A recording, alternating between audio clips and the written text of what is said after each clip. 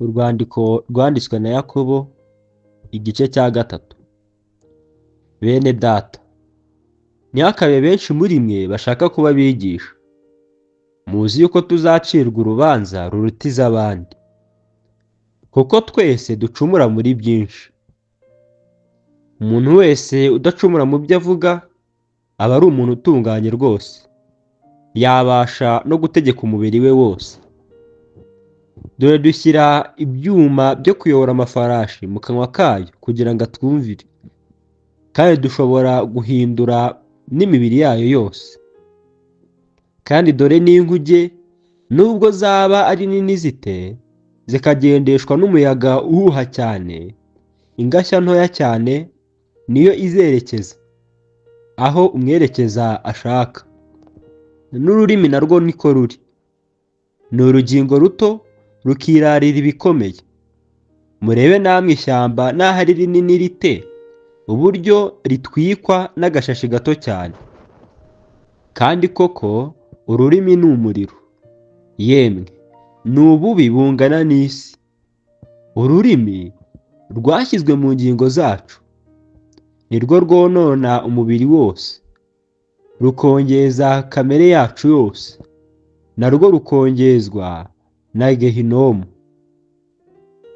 Kuko amoko yose y'inyamaswa n'ibiguruka n'ibikururuka n'ibyo mu nyanja abantu babasha kubimenyereza, kandi barabimenyereje. Ariko ururimi rwo nta muntu wabasha kurumenyereza rwose. Ni ububi budatuza, rwuzuye ubusagwe bw'icyo.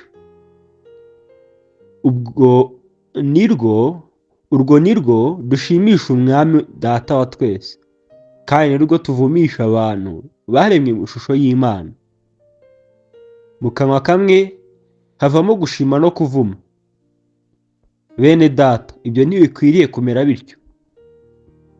Mbese amazi meza n'akereta yabasha kuva mu isoko imwe? Bene data, umutini wabasha kwera imbuto za elayo, cyangwa umuzabibu wakera imbuto z'umutini? Niko n'isoko itabasha kuvamo amazi y'umunyu, kandi ngo ivemo n'amazi meza. Ninde muri mwe w'umunyabwenge kandi w'umuhanga? Niyerekanisha ingeso nziza imirimo ye, afite ubugwaneza n'ubwenge. Ariko niba muhorana amakimbirane akaze mu mitima yanyu, mugahorana intonganya, ntimukabyiratane ngo mubeshyere ukuri. Bene ubwo bwenge si bwo bumanuka buvuye mu ijuru, ahubwo ni ubw'isi, ni ubw'inyamaswa abantu, ndetse ni ubw'abadayimoni. Kuko aho amakimbirane n'intonganya biri, ariho no kuvurungana kuri no gukora ibibi byose.